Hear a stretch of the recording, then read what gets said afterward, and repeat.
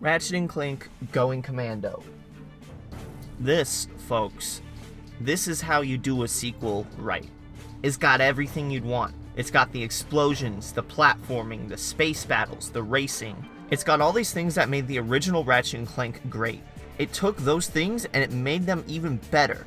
Something that I noticed playing this game, and something I noticed when I was a kid too, because when I was playing as a kid I had a very short attention span and I never beat the game.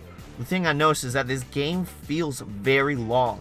It feels a lot longer than most of the other games in the series. Now, I looked at the amount of planets that this game has compared to the others, and honestly it's just about the same. But it just feels a lot longer than those games. It feels like it goes on and on and on. But that's not a bad thing. I mean, it definitely could have been a bad thing if Insomniac had played their cards wrong. But look, Insomniac knows what they're doing. They know that the whole point of this game is to jump around and blow stuff up. That's it. That's all we wanted. They knew that, and they delivered. Part of why this game feels so long is because of all these extra stuff. It's got lots of races, it's got space battle levels, it's got sandbox worlds, and gladiator arenas. It's all this extra stuff that just kind of soaks up the time, and this is where the game could have gone bad. See, most developers skimp out when it comes to extracurricular stuff in their games, and a lot of times it's just boring side missions, stuff that's not very fun. But Insomniac was able to make all these side activities both fun and rewarding, and they all tie in really well to the whole point in the game. Every sort of extracurricular activity will give you some sort of bolt reward that's usually pretty damn good, and it's enticing to make you want to do these activities. Plus, it helps that the activities just don't suck in general. See, the funny thing is, I usually hate little distractions like this in games because I think they are just filler. But in this game, honestly, I couldn't stop trying to beat all the challenges. It's just kind of addicting. I can't tell you how many times I sat there and I was just like, come on, man. One more race. I know I can beat this. I know it's rigged, but I just gotta beat this, man. I need that 10,000 bolts. I can't tell you how many times I did that, because it was a lot. Oh, and there's another addicting thing about this game. The guns. Oh, come on, man. Did you really think Insomniac was gonna make a game like this that has boring guns? Hell no. Not only does this game have a huge variety of cool weapons, but unlike the first game, they can actually be upgraded in your first playthrough now.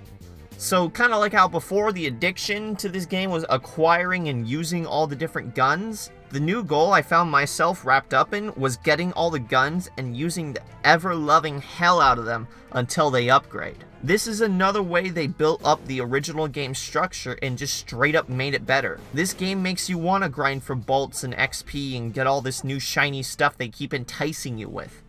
Every new planet I get to, the first thing I do is run to the vendor and see what new weapons I unlock by coming there. This game's like crack almost. Look, I just keep looking for another hit, another weapon, another ship upgrade, that new million bolt set of armor, whatever.